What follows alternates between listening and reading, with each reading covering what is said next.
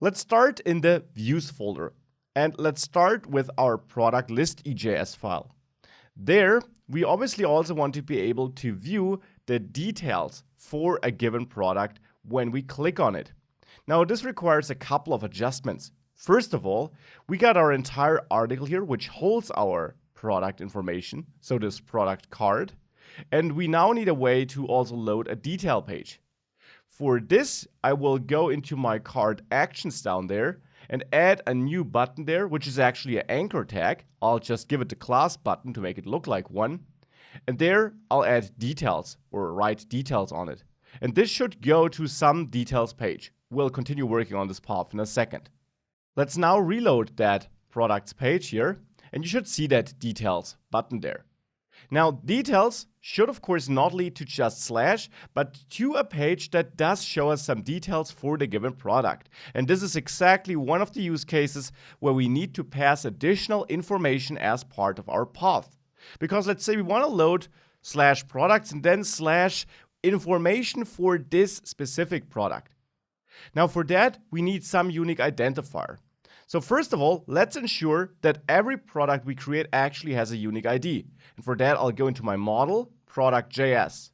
And in there, we don't assign an ID yet. So when we create a new product here, or when we save it to the database, so to say, so to a file, in one of these steps, we should also add an ID. And I will do it in save. Right before we do save it to a file, I'll add a new property by writing this ID. And this adds a new property to the entire product object we're working on. And I'll set it equal to, and now we need some unique ID. Well, we can't generate a real unique ID with some external packages or anything like this. For now, I will simply take moth random, which theoretically is not guaranteed to be unique, of course, but here as a dummy value, it'll do. So moth random is now my unique ID. I'll convert it to a string to have a text unique ID. You could use a number, but I'll go with a string. And therefore, this will now be saved for all new products too.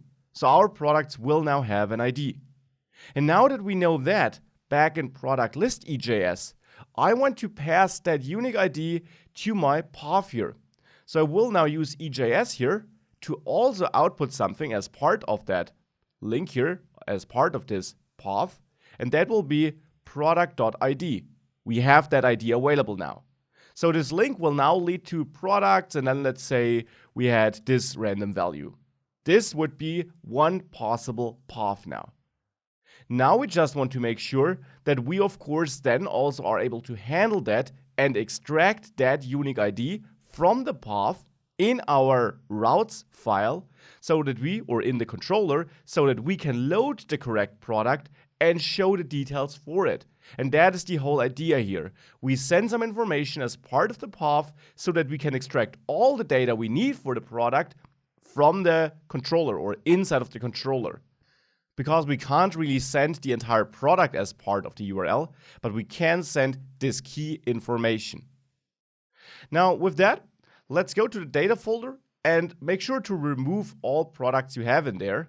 I'll just quickly save that link here so that I don't have to search a new image. But then make sure to remove that, or even easier, add an ID by adding ID between double quotation marks and give that some random number. Theoretically, you can use any string, but I'll go for some random number. And now we have that ID added, and therefore our code will now work. If we didn't add this, well, we would not find an ID, and therefore we could not create that path that contains the ID.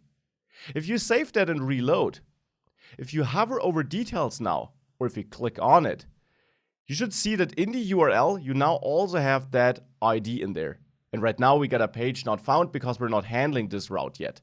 But we have products and then this ID. And in the next step, we will now extract that ID and then know which product to load.